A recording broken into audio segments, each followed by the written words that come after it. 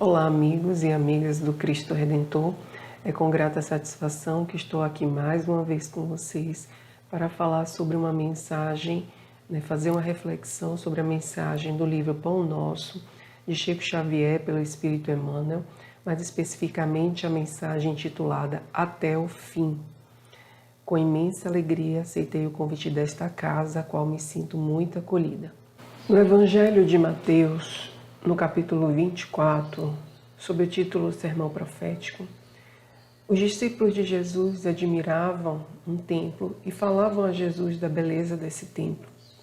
É quando Cristo vai dizer a esses discípulos que nada sobrará daquele templo, não sobrará pedra sobre pedra. Continua, falando Cristo neste sermão sobre grandes tribulações por quais os discípulos irão passar, momentos de grandes dificuldades, em que surgirão falsos profetas, os discípulos serão perseguidos por falarem em nome do Cristo no Evangelho de Jesus. Haverá guerras e rumores de guerras, dentre outras dificuldades que haverão de passar. E os discípulos entendem esse sermão de Jesus, esse discurso em um tom profético, em um tom apocalíptico, como mesmo o fim dos tempos. Mas o Cristo diz que não será o fim, apesar dessas grandes tribulações. E, especificamente, no versículo 12 e 13, Jesus vai dizer: E por se multiplicar a iniquidade, o amor de muitos se esfriará, mas quem perseverar até o fim, esse será salvo. Jesus já está nos alertando aqui para aquelas pessoas que, diante dessas iniquidades, maldades, tribulações, obstáculos que se apresentarão em suas vidas, algumas pessoas desistirão de lutar, se sentirão desanimadas, desamparadas.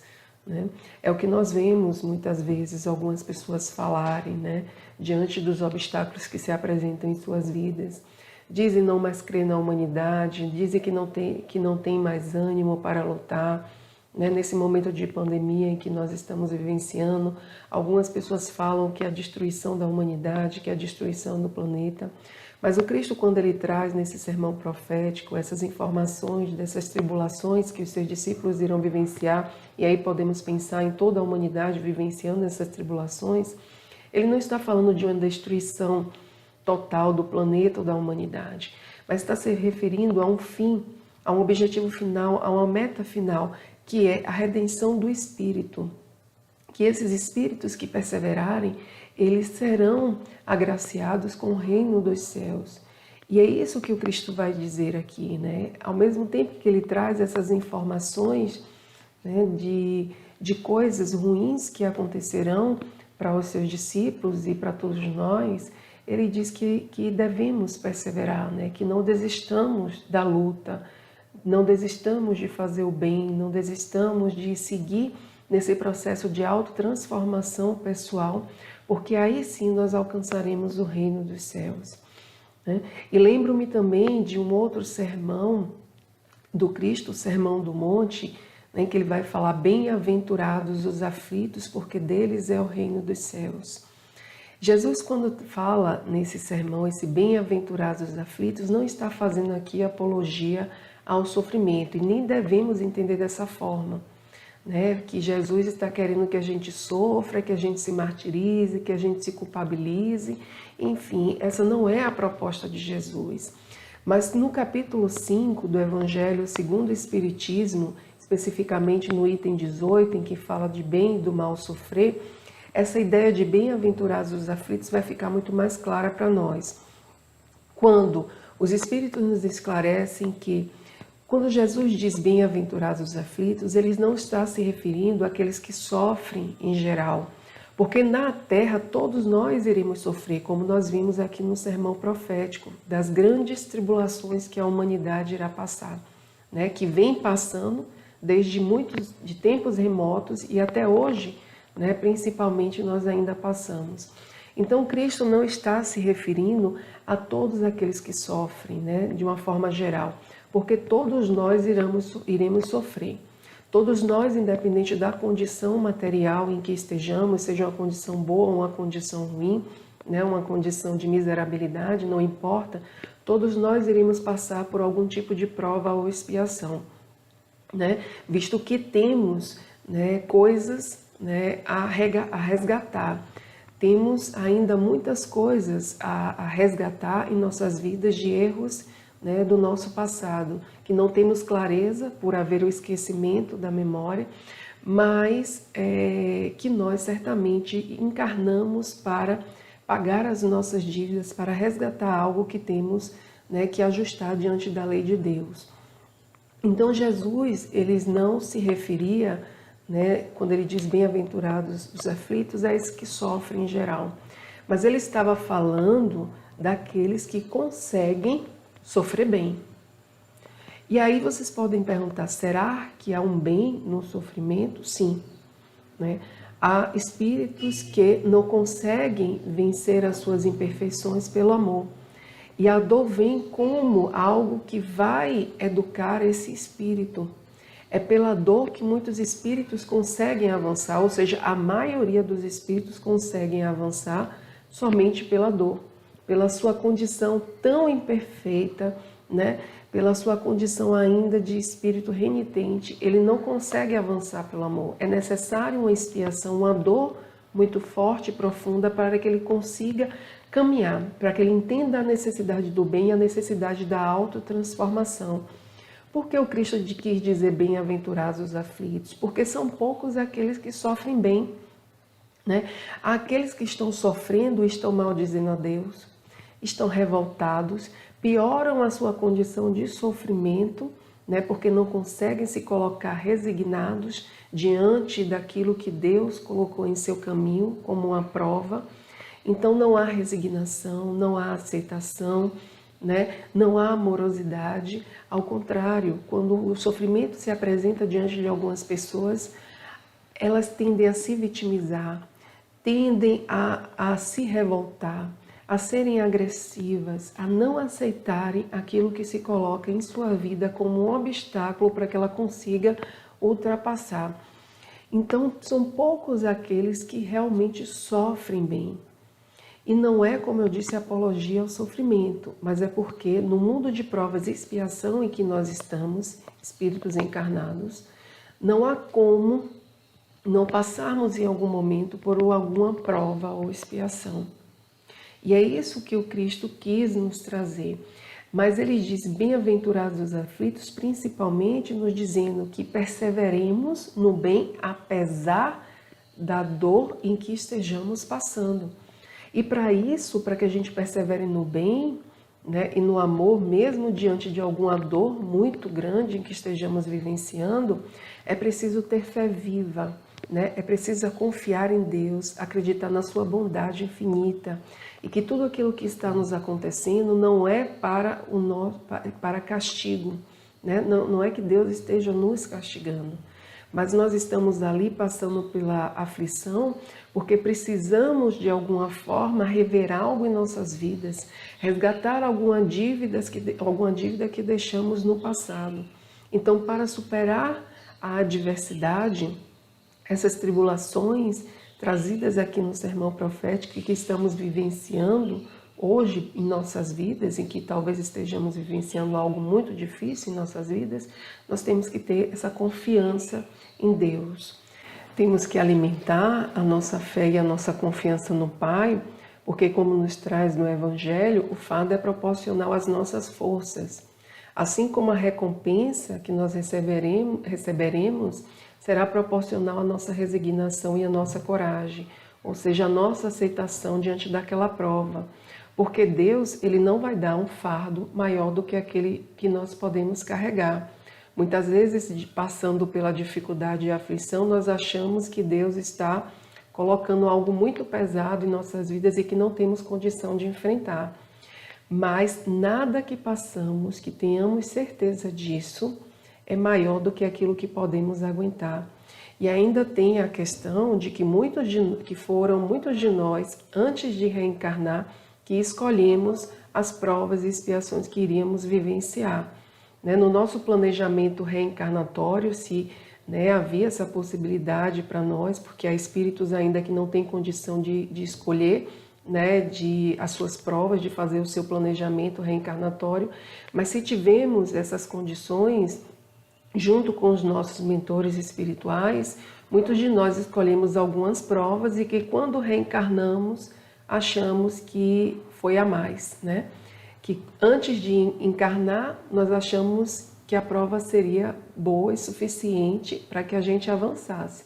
Mas quando nós encarnamos, né, quando mergulhamos na carne, aí, quando passamos pela situação que nós escolhemos, nós acreditamos, né, que é um fardo muito pesado, que jamais teríamos escolhido aquilo, né, porque houve o esquecimento no momento em que, né, iniciamos a nossa reencarnação. Por isso, poucos são aqueles que sabem bem sofrer. E me recordo de um fato contado por Geraldinho Lemos, uma pessoa que conviveu muito tempo com Chico Xavier, e ele conta esse fato em um vídeo que está na internet. Ele vai falar sobre uma mulher a qual foi atendida por Chico e que ele ficou muito impressionado com o caso. Ele conta que essa mulher chegou até Chico, uma moça jovem, uma mulher jovem, né, estava com muito sofrimento, muita dor, porque havia acabado de perder o filho.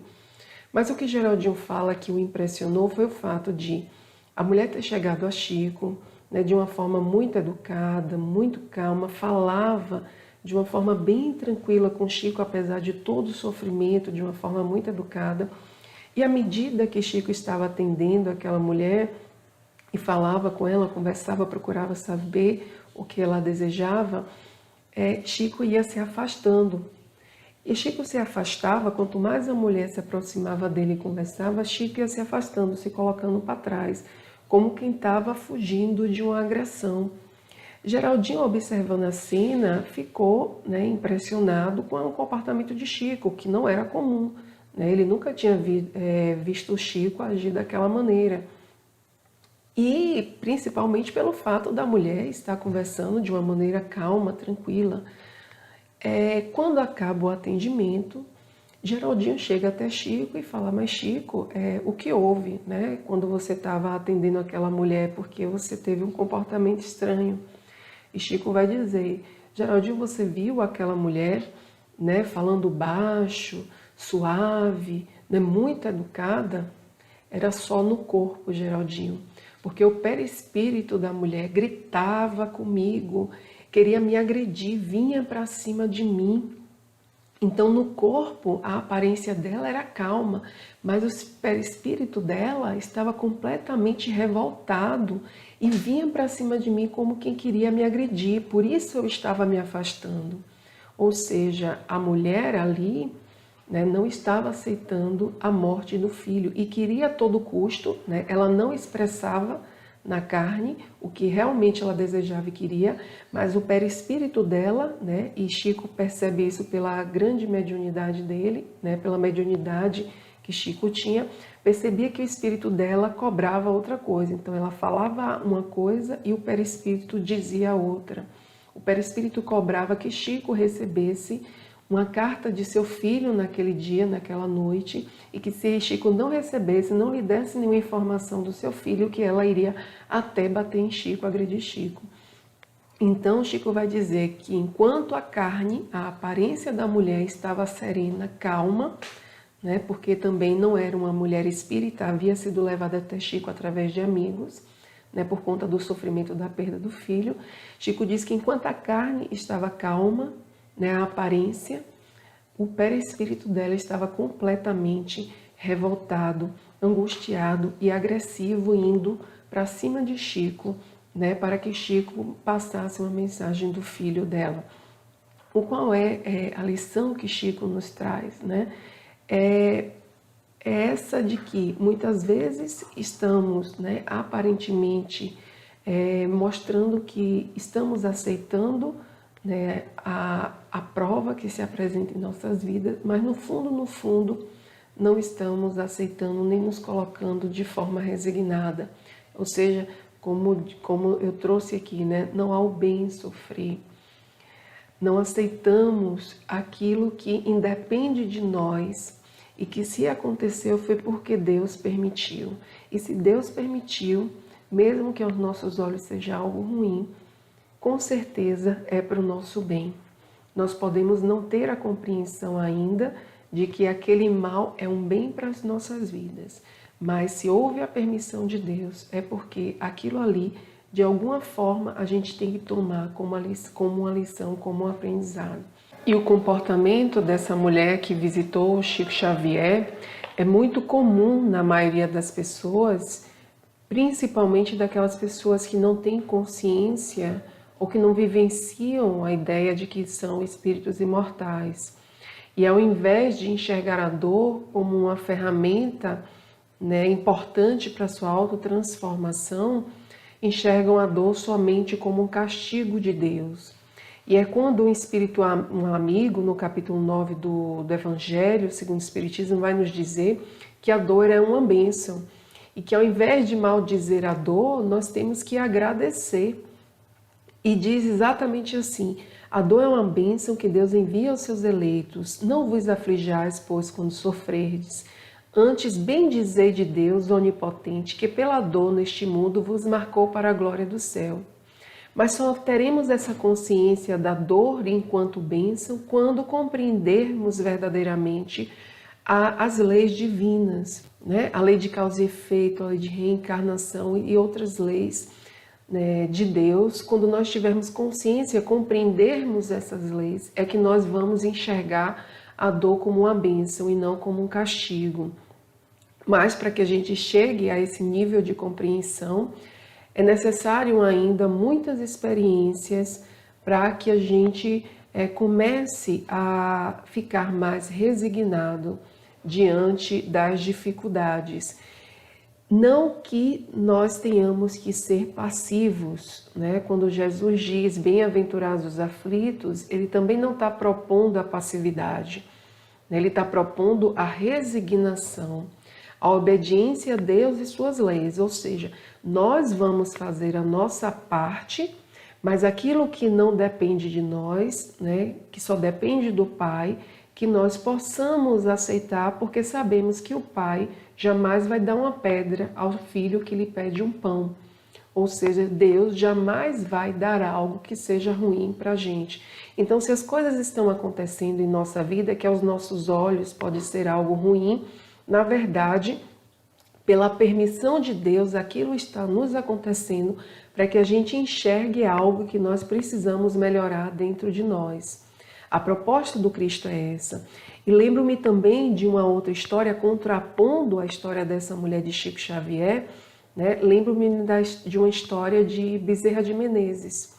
Bezerra de Menezes, ele vai nos dizer que antes de conhecer a doutrina espírita, antes de compreender, né, os ensinamentos do Espiritismo, ele só de pensar na possibilidade de perder um filho, imaginava que fosse enlouquecer, que não aguentaria. E aí ele vai nos dizer que, né, que perdeu 4 filhos e ainda assim compreendeu os desígnios do Pai, né, na sua vida. E fala exatamente assim, né? Antes de ser espírita, só em pensar em perder um filho fazia-me mentalmente blasfemar, punha-me louco. Depois de espírita, tenho perdido 4 filhos adorados e depois de criados, louvando e agradecendo ao Pai de amor ter provado, por aquele modo, minha obediências aos seus sacrossantos decretos. E esse comportamento de Bezerra de Menezes, diante, né, da dor que ele vivenciou da perda dos 4 filhos, é o comportamento que nós devemos buscar ter, né, diante de toda e qualquer situação difícil pelas quais passamos. Não importa o tipo de prova ou expiação, nós devemos buscar sempre essa fé e confiança em Deus, né, no Cristo, e acreditando que Ele sempre, né, que Deus e Jesus sempre quer o melhor para nós. E no capítulo 5, ainda no item 18, vai nos trazer a seguinte informação: bem-aventurados os aflitos pode então traduzir-se assim: Bem-aventurados os que têm ocasião de provar sua fé, sua firmeza, sua perseverança e sua submissão à vontade de Deus, porque terão centruplicada a alegria que lhes falta na terra, porque depois do labor virá o repouso. Ou seja, tudo isso que nós estamos passando, né, de dificuldades em nossas vidas, não importa qual seja a dificuldade, seja uma dificuldade material ou moral, significa que é importante passarmos para o nosso próprio aprendizado. Então, na mensagem que nós estamos buscando fazer uma reflexão até o fim, a mensagem até o fim de Chico e Emmanuel, vai nos dizer que quando o mestre louvou a persistência, evidenciava a tarefa árdua dos que procuram as excelências do caminho espiritual. Ou seja, se a gente está buscando evoluir espiritualmente, não esperemos facilidades. Então, quem espera facilidade na sua vida está se enganando, né? Porque a mensagem já nos diz, e o Cristo nos mostrou isso em vários momentos durante, né, a sua vida e nos seus ensinamentos, que nós teríamos que trabalhar e muito para avançarmos espiritualmente, para nos transformarmos e transformarmos o mundo em que vivemos, o planeta Terra em que vivemos. Então nada virá fácil como um milagre, mesmo porque a gente sabe, pelos conhecimentos da doutrina espírita, que não existem milagres. Tudo no universo está seguindo leis. Então a tarefa é árdua, mas mesmo sendo árdua, se nós estivermos firmes no propósito do amor e do bem, certamente conseguiremos passar pelas dificuldades e aflições. E ainda nessa mensagem, até o fim, vai dizer assim: ninguém se furtará impune a percentagem de esforço que lhe cabe na obra de aperfeiçoamento próprio. Ninguém vai se transformar da dia para a noite. Nós vamos nos transformar a partir de diversas experiências, né? Buscando sempre olhar para as nossas imperfeições, buscando sempre nos tornarmos melhores a cada dia, através da benevolência, do perdão, da caridade, do amor ao próximo, do amor aos inimigos, principalmente aqueles que nos querem mal. Então, tudo isso exige de nós um esforço muito grande, e a lei do trabalho, né, está aí, né, a lei do trabalho, para que a gente entenda que precisamos trabalhar, seja trabalhar manualmente ou trabalhar dentro de nós, construindo dentro de nós algo melhor. Nós precisamos o tempo todo e continuamente trabalhar para a nossa evolução e o nosso crescimento. Então vai ser necessário que nós empreendamos muito esforço, né, nesse processo de transformação. Cristo também nos diz, né, buscai e achareis, batei a porta e se vos abrirá. Porque ele está demonstrando aí que é necessário que a gente faça a nossa parte, que a gente não fique esperando que as coisas caiam dos céus em nossas mãos, né? Mesmo porque muito do que estamos passando, né, aquilo que estamos passando no presente, é algo que nós precisamos corrigir de um passado em erro, de um passado em equívoco. Por isso, ao invés de desanimarmos diante daquilo que nós mesmos provocamos, né, contra nós, quando deixamos que o orgulho, a vaidade, o egoísmo e tantos outros sentimentos negativos fossem alimentados em nós e conduzissem os nossos comportamentos, ao invés de nos lamentarmos, ao contrário, né, que nós tenhamos uma postura diferente diante do que acontece em nossas vidas. Olhemos pelo lado positivo as coisas, olhemos sempre a crise como uma oportunidade de nós buscarmos um caminho diferente daquele que nós estávamos seguindo até então e que não estava nos levando a nada. E aí tem uma pergunta do Livro dos Espíritos, né, 133, que diz: mas então, de que serve aos espíritos terem seguido o caminho do bem, se isso não os isenta dos sofrimentos da vida corporal? Muitas pessoas podem se fazer essa pergunta, né? Não só espíritas, como não espíritas também, principalmente, né? Porque as pessoas que não têm essa visão do espiritismo, que realmente não compreendem, né, os ensinamentos espíritas, não conseguem enxergar muita funcionalidade, muito benefício na dor. Mas a doutrina espírita nos esclarece, né, o quão benéfica é a dor em nossas vidas, né, para que a gente cresça no sentido espiritual. E aí algumas pessoas podem se fazer essa pergunta. Aí os espíritos respondem: chegam mais depressa ao fim. Demais, as aflições da vida são muitas vezes a consequência da imperfeição do espírito. Quanto menos imperfeições, tanto menos tormentos. Ou seja, a dor no nosso caminho, mesmo a gente fazendo bem, né, fazendo a caridade, amando, a dor no nosso caminho é para que a gente chegue depressa a esse fim. Esse fim da mensagem de Chico Xavier Emmanuel, né, que é o objetivo final, a meta final, que é nos tornarmos espíritos puros. Então essa dor, ela virá, né, para que a gente avance mais depressa. Então quando nós compreendemos a dor, né, e a funcionalidade dela, a finalidade dela na nossa vida, nós, e não nos revoltamos contra Deus, nós chegamos mais rapidamente a esse fim que Jesus nos trouxe, que não é o fim da destruição, ao contrário, é o fim da redenção espiritual, o fim daquele que alcança o reino dos céus, né, que consegue vencer as batalhas da carne, as batalhas da vida, sem lamuriar, sem maldizer, sem se revoltar, né, sem xingar, sem maltratar o outro, sem ser cruel, violento, enfim, né? É esse fim que vai nos levar ao amor, que vai nos trazer a paz de espírito.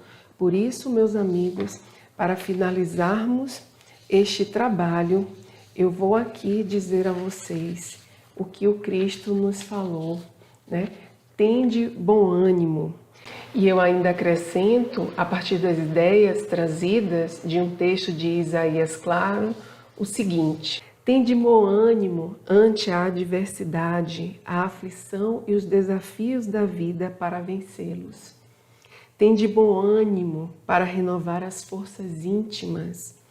Tende bom ânimo na prática do bem e no cumprimento dos deveres morais para merecer a paz da consciência. É esse fim que nós almejamos e que o Cristo disse que devemos buscar, a paz das nossas consciências.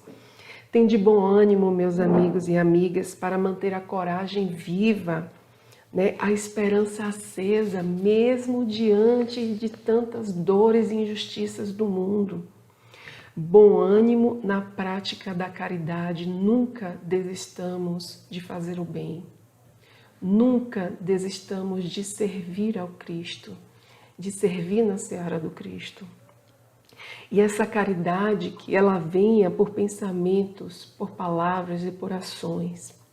Assim, meus irmãos, tende bom ânimo no serviço útil aos seus familiares, amigos, semelhantes e até aqueles que se consideram seus desafetos. Tende bom ânimo, porque o Cristo disse que ele venceu o mundo, e se o Cristo venceu o mundo, nós também venceremos. Nós chegaremos à condição de espíritos puros e alcançaremos a felicidade plena dos nossos espíritos. Então, que tenhamos fé, que tenhamos confiança em Deus, porque não cai um fio de cabelo de nossas cabeças sem a permissão do Pai. E o Pai só quer o melhor para a gente, porque Ele nos ama infinitamente, nos criou por amor, para o amor e para sermos plenamente amor. Muito grata a todos e que todos nós possamos viver em paz, a paz do Cristo.